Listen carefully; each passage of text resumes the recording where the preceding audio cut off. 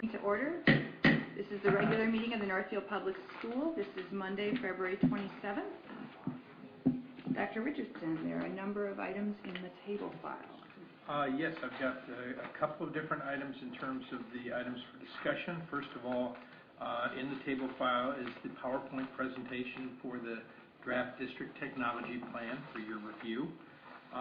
We also have added a discussion item to talk about a preview of proposed staffing and program enhancements looking forward that will be actually presented out over the next several meetings, but this would be, I guess, in the form of a teaser, just to give you a little bit of information about what some of those things are. And then in terms of the consent grouping, we have a grant request from the ALC requesting dollars from Wings, and also several personnel items for your approval. Thank you very much. Carrie? I would ask that we add as a discussion item the calendar in light of the potential of legislative action, which would change when districts may be legally allowed to start school. So I would ask that we add that as a fourth discussion item. Very good. If there's no objection, we'll add these items to the agenda as we move forward. Okay. We now have an opportunity for public comment. This is an opportunity for members of the district to address the board. Is there anybody here who wishes to address the board? No? Okay. All right, we'll move on to approval of the minutes. Board members, you should have in your packet the minutes from February 13th, 2012. Is there a motion to approve these minutes? Jeff? Second. Second by Ann. All right, is there any discussion? No? All those in favor of approving the minutes from February 13th, 2012, say aye. Aye. Aye. Opposed? Motion carries. Okay, on to announcements and recognition. Dr. Richardson? Okay, and I have several this evening. First of all, our Northfield Middle School Spring Parent Conferences will consist of a number of events, so not just coming to meet the teacher, that will focus on parent involvement in positive settings. This year, 6th grade students will be piloting student-led conferences on March the 1st from 4 to 8, and school board members are invited to stop in and learn about the features of this conference format, which is the first for the middle school. Also, we have 2 of our Northfield Middle School 8th graders who earned trophies at the Southeast Minnesota Regional Spelling Bee, which was held on February 14th in Rochester. Both Hannah Marr and Olivia Riggins will be advancing to the next level in the spelling bee competition. The upcoming event will also be held in Rochester on February 28th at the Southeast Service Co-op. And hopefully they won't be just getting rain at this time. The champion of that contest will earn the opportunity to compete in the National Spelling Bee in Washington, D.C. So they're down to the wire. And then also our Greenville Park Student Council ran a fundraiser for the Leukemia and Lymphoma Society called Pennies for Patients, which they've done for several years. The students brought change in all week. They turned over every couch and chair and extra pillow, and it came up with over $2,300 in change. I'd also like to take the opportunity to thank the Northfield community for a very special celebration that was held in my honor last Thursday evening. I want to thank board member Carrie Nelson for her nomination of me as Minnesota Superintendent of the Year, and also board members Julie Pritchard and Ann Maple, who along with staff members Hannah Puchko and Heather Kapika are obviously the ultimate in planners of celebrations. It was a fantastic event. I also want to thank the members of the Northfield Board of Education for their involvement in the evening, and the gracious sponsorship of ATS and our Architects and MASA, Minnesota Association of School Administrators, for their sponsorship of the celebration. I so appreciate the presenters, including Kevin Dahl, and he roasted me a little bit, but nothing I didn't expect. And also the kind words from Evan Iverson, Carrie Nelson, Matt Hillman, and Dave Nuger, as well as Jesse Montano from the Department of Education, who reflected on my contributions to education for the last 31 years. I also would be very remiss if I didn't thank those individuals who donated their time and talents, including Patty Cernia on invitation and program design, Karen Adams, who did some wonderful floral arrangements.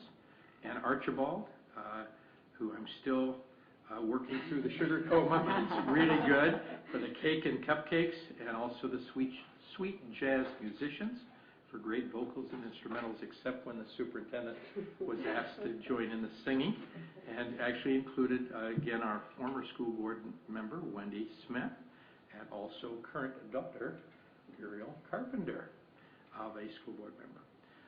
I've been very honored, I think, and overwhelmed by the kindness and support of MASA and staff and MSBA, my administrative colleagues, as well as the staff and families and board members of Northfield Public Schools. I've been so proud to serve as your superintendent for the last 8 years, and for this year to represent the superintendents of the great state of Minnesota. So again, I just want to thank you all for the part you played and everything that you did to help make this happen. It was a great event. And it's hard to get the smile off, but again, as a Norwegian, you have to kind of bear down and not smile too much. So, but again, thank you so much. This feels almost like an Oscar, thing, except I tried to keep it shorter, okay? So again, thanks so much, and very much appreciate everything the board did and everything that members of the staff did in this process. Thank you. All right, anybody else have any other announcements to add? Julie? Well, I have a couple things. I wanted to acknowledge the work that Joel Lear did to pull together a presentation from Dr. Charlie Reiskoff today for the high school staff and for parents, talking about some of the current trends in drug and drug abuse. It was a really good presentation.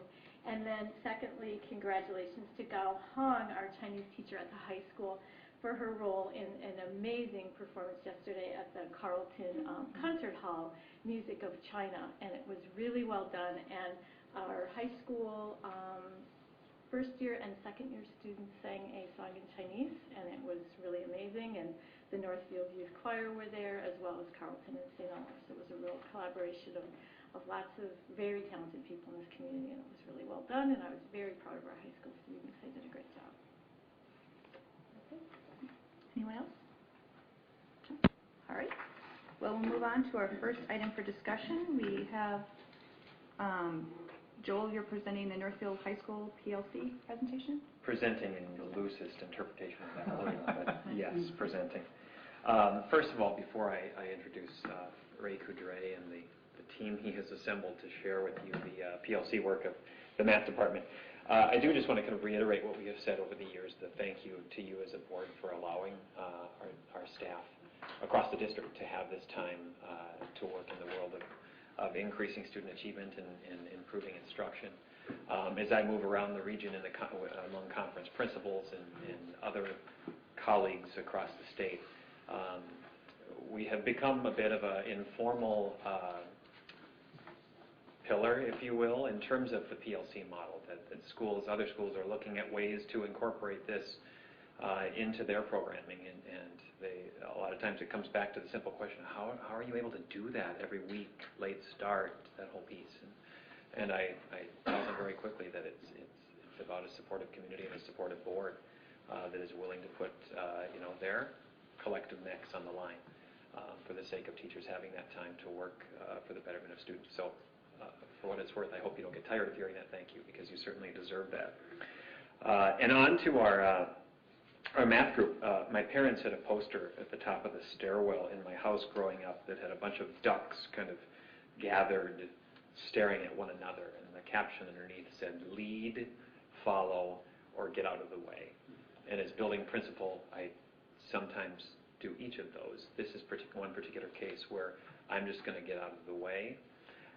Ray assembled some students to come share some of the products of the work that they've done in their PLC. So it doesn't make any sense for me to stand up here any further. So Mr. Coudray and cast of many.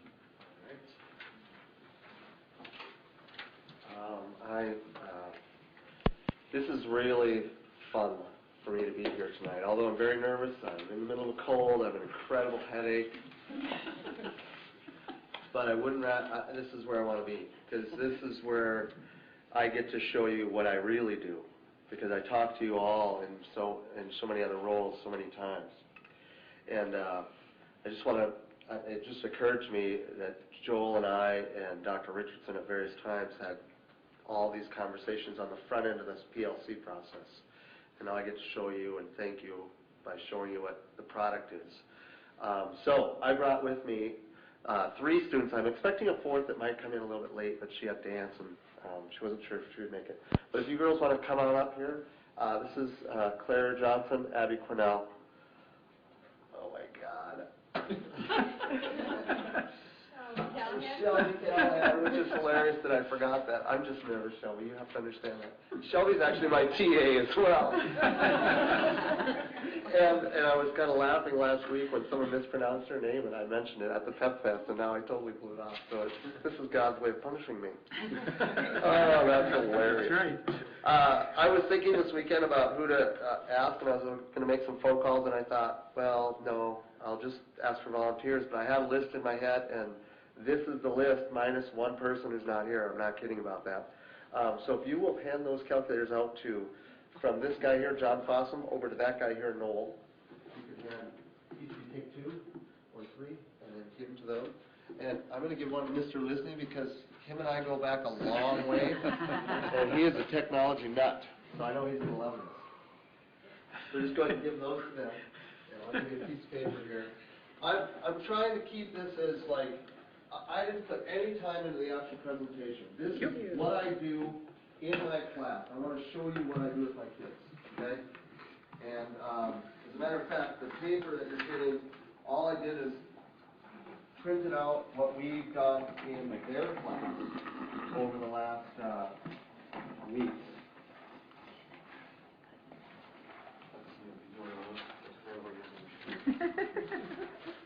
So,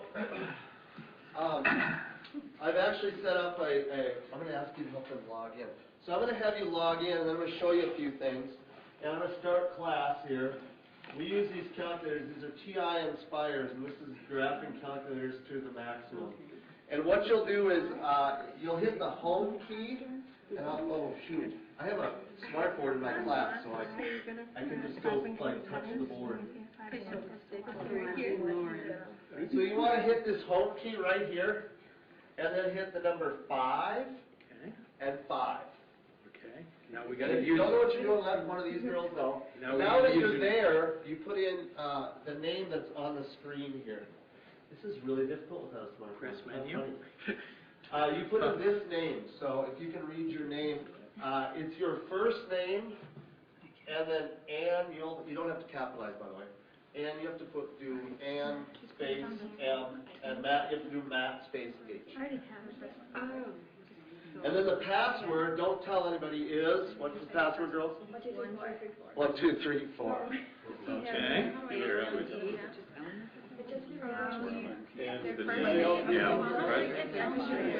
Yeah. You just click it like a mouse. No. Yeah. It's right down here. Yeah, I want to do first E, L. Yep, go down. And then I have to do And hit the middle. something. Just like a mouse pad. Okay, now, okay. Just like a mouse. Yes. You already logged in? Yeah, log in first. Okay. I showed up first this time, right? So, there we go. Okay. And you can see everybody's in. Now, here's kind of something really cool. Like in class, one of the things that you'll see, and I'll go to my PowerPoint here real quick, and we'll come back to this. You can set that down just for a second, and then I'll wow you again with that in a minute. And notice you put it down for a second, and I'll wow you in a minute. I don't know where, I don't teach time. So, anyways, the whole point of my PLC work this week, or this year, and I've worked on this with the other teachers in this class, Algebra 2A. It's Mr. Bolio, Mrs. Klein, and another person who I forgot again. It's just hilarious. So anyway. So how many cold drugs have you been taking? Dayquil is my friend today. I'm not kidding. But the headache is gone now, so the nerves don't thing here. It's all been about how can we take this technology and get those people right behind you to understand math better. That's the bottom line. So this is our SMART goal. We all have one. Basically, we're measuring this with the MAP test, but we measure it all the time when you're doing formative assessments, and the papers you have in front of you are actually part of some formative assessments that I used. And actually, for some reason I didn't put you in the same room, but one of these I actually had used when you were in the, no wait, you weren't in that class, never mind, okay. So anyways, I shared you some formative assessments. Anyways, so with Algebra 2, we've been exploring what's called transformations. So you take a graph, and let's say it's a parabola, which is kind of shaped like this, and where does that move if you change the numbers in the parabola? It's kind of a basic Algebra 2 concept, but it's really in depth, and there's a lot to it. So I would like to show you how that looks on the navigator. So what I've done here is set up some documents. So I'm going to open this up, and now I'm going to send this to each of you immediately. So let me just make sure I did what I think I'm doing. Yeah, send to class. Good. Seriously, okay. So now you're going to get a little note that says that files on your calculator, right? Yep. Now, if you want to open that up, if you go in now, we'll all help you. You're going to want to go. Oh, I forget I've got this thing. So you'll click on that home key, which is the picture of the house. It's right. If you look up here, you'll see. Yep. Oh, that's fun. It turned red on the board, and the kids can see this real time. So they take the home key. You're going to go into My Okay, I'm Documents. looking for home. Where did it go? I need to press. The same button is on. That one. Oh, the one that says off. And you should see a classroom on it that says school board. Number 2. Number 2. Oh, it's because it's number 2. If you go into the school board file. Okay. This is my document. Yep, It's in the school. we're going to be All right. The down here. Okay, so I got to use down arrow to get me there. There we are. It's my grandson. And then now go down to the, 11-year-old. yeah, actually that's the one. Go down a little So further. I go over. Go down, click mouse. Okay, I'm kind of getting. What am I doing? Okay. And then, And now you just yeah. Say no, go over Now with click your on ears. that and it'll open up. Do I need to click down alphabet 2? I love these calculators. And And Okay. then you can just say no. You don't have to say. Do I Okay. We go to the school board. It's all the way down. people We'll go way down here. way down? So we're really in the bottom. There you are. All right. All the other work you see is all the classes that we do. We don't have to say, I'm having so trouble. we say no. Does anybody else need to be there? Oh, I wonder where you all are at. Well, this is a pretty cool motivator because about this time, a few of the kids will sort of drift off. None of these 3.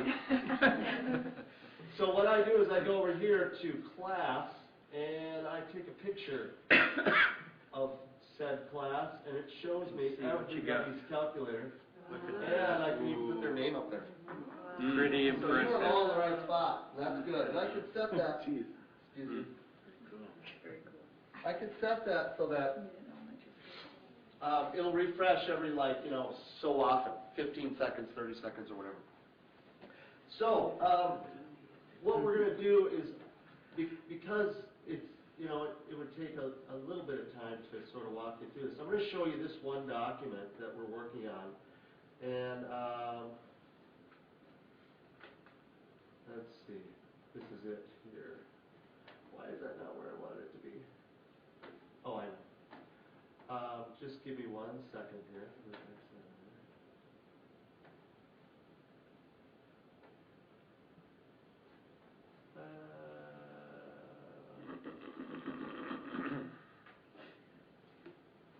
Okay, so this is the document that's in front of you.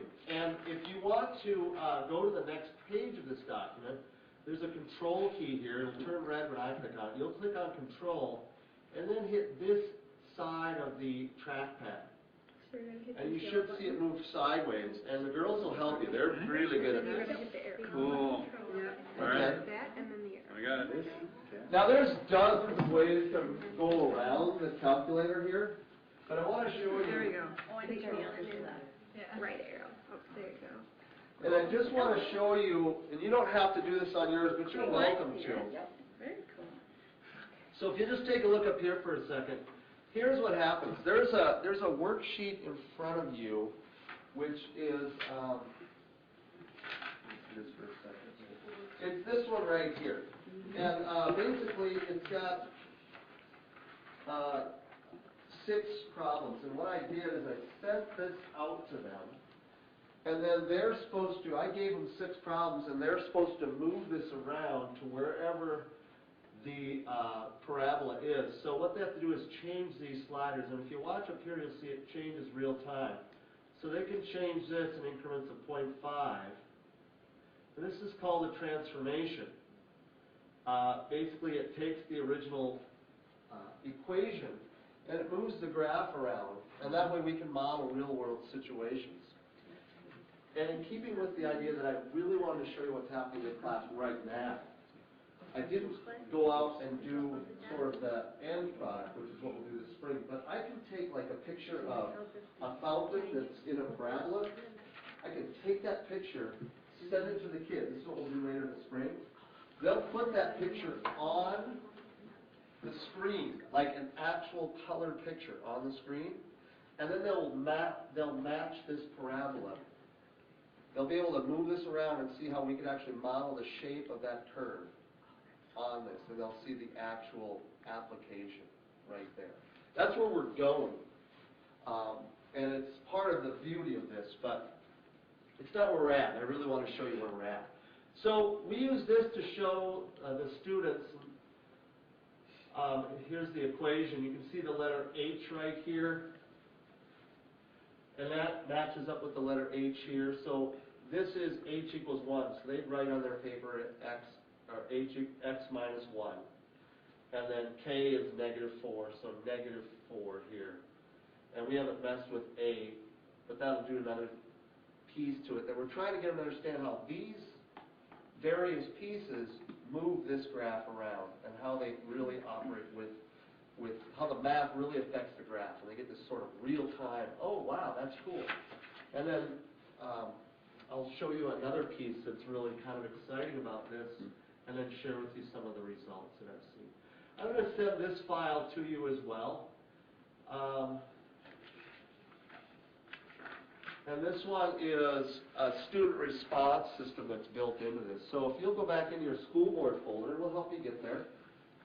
So you hit the home key, and then number 2, you can just push in the middle to OK it. You press your head down. And then push the home key, and hit number 2, will give you your documents. Go down to the school board, and it should say questions. Go all down a little bit further. There you go. Hit the middle. You can hit the middle button. And you do not have to save if it asks you. Okay, perfect. Notice I'm very proud of our director of technology, and Ellis Lisney, who was like the tech guru when I came in. They haven't had to have our tutelage at all, which is kind of impressive and cool. We have the right people there. Now, here's a typical thing I would send out to my students. And then they would type a response. So if you hit the bottom here, I think it'll arrow down to here, and you can give me an answer to that. And I'll tell you right now that the answer is 1. But there's lots of different ways you can put it. So what I'd like you to do is if you arrow down, everybody over here, arrow down and put 1. And then if Ellen and Dr. Richardson, if you could put something like X equals 1, and Abby can help you. And then What am I You watching? want I'm going to ask you to put the wrong answer. Both of you put 3. So you can just. Do I have to put 3?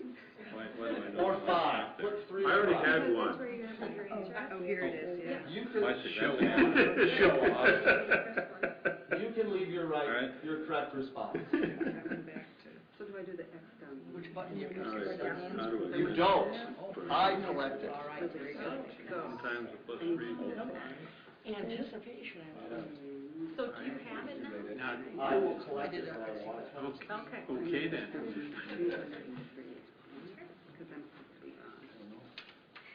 I think you do, because you're probably very seldom wrong. That's my guess. Okay. John's a lawyer, he's never wrong. He said he will collect it when he is ready. All right. So now if you'll hit Control, and then you'll hit this arrow to go sideways. And then complete that sentence if you would. I did control. Oh, this area. Got it. And all you have to do is go down, arrow down to the choice you want and hit enter. Is this a LIFO question? So just go with Yeah. So go down to the one you want, hit enter. Oh, that. Oh, don't worry, say what you want, it's fine. Well, it's not asking. I'll never find out. I think he has the question. Well, if you. Oh. He should be able to read it. Okay, everybody, do you have your answer in? Yep. Okay. So, here's the questions, and I'm gonna collect this from you. And you see that 10 of 10. Mhm. And then I'm going to, shoot, what did I just do? Oh, I just set it back up, sorry. Just a second.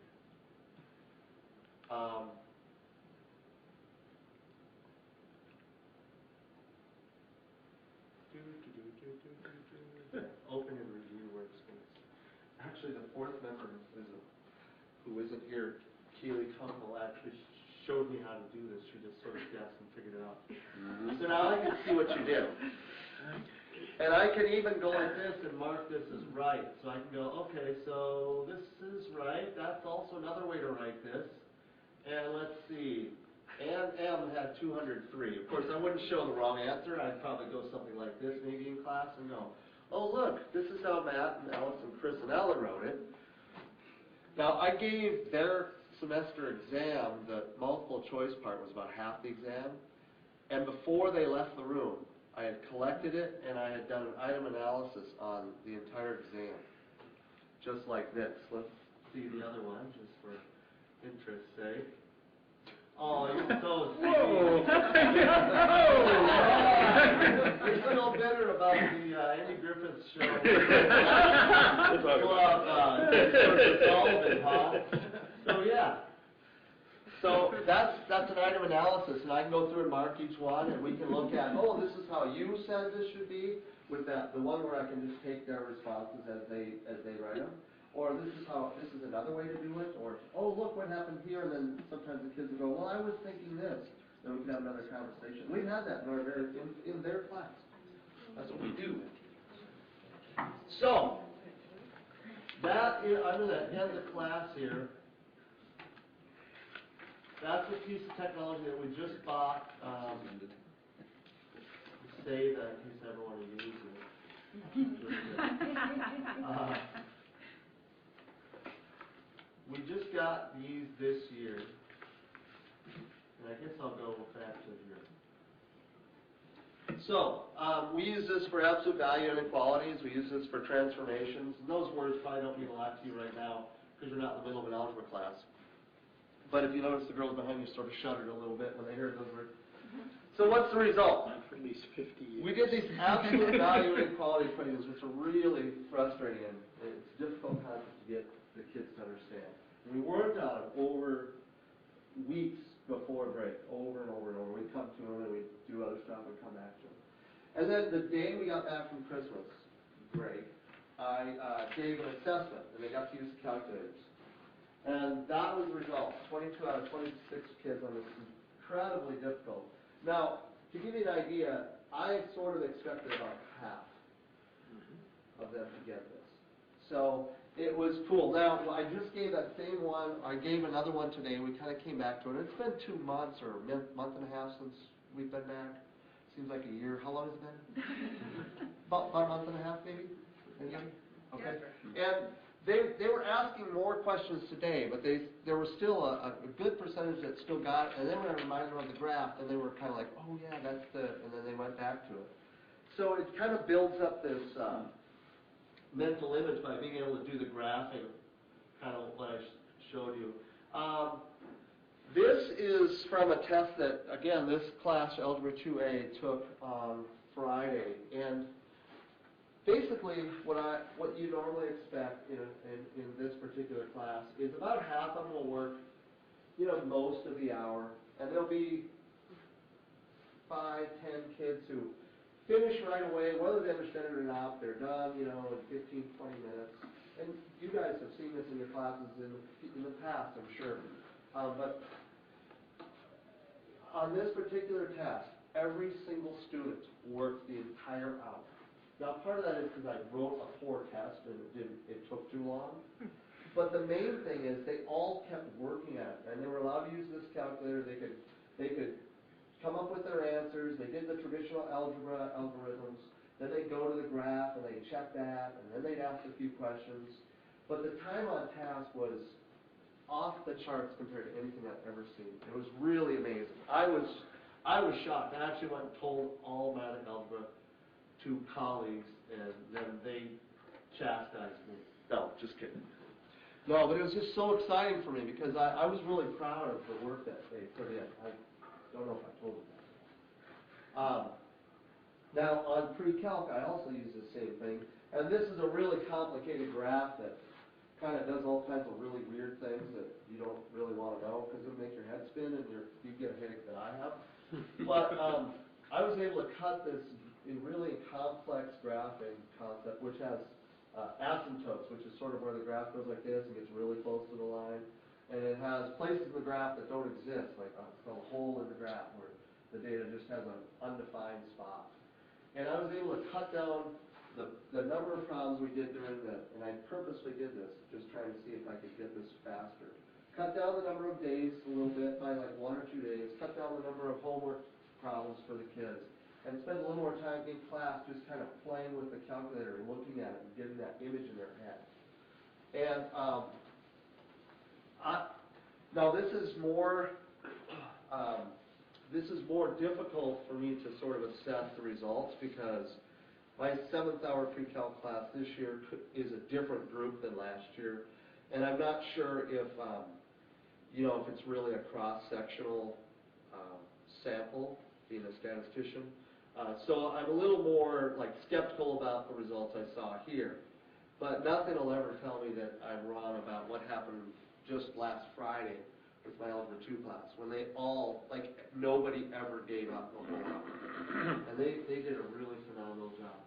So kind of early results that we're seeing from our use of this particular technology. Just a little deeper insight to concepts that were previously more difficult. Student engagement is really strong with this because it's really easy to use and it works. They can see it.